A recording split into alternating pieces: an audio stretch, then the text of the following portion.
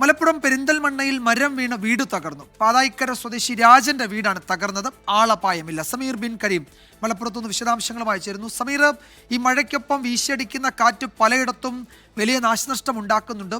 അവിടെയും വലിയ കാറ്റായിരുന്നോ ഈ മേഖലയിലും?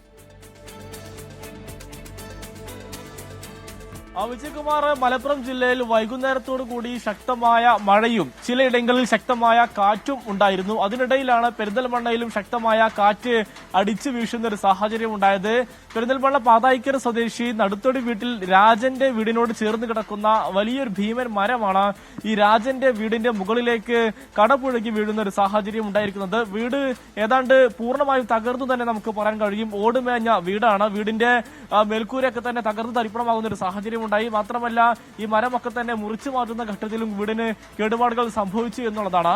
ഈ മരം വീഴുന്ന സമയത്ത് രാജനും കുടുംബവും വീടിനകത്തുണ്ടായിരുന്നു. പക്ഷേ അവരുണ്ടായിരുന്നത് മറ്റൊരു മുറിയിലായിരുന്നു. ആ മുറിക്ക് കേടുപാടുകൾ സംഭവിച്ചില്ല. മറ്റുള്ള ഇടങ്ങളിലാണ് ഈ മരം വീണ് അപകടം സംഭവിച്ചത് എന്നുള്ളതാണ് പ്രധാനപ്പെട്ട കാര്യം. അതുകൊണ്ട് തന്നെ ഇവരെല്ലാവരും തന്നെ രക്ഷപ്പെടുന്ന ഒരു സാഹചര്യം ഉണ്ടായി എന്നുള്ളതാണ്.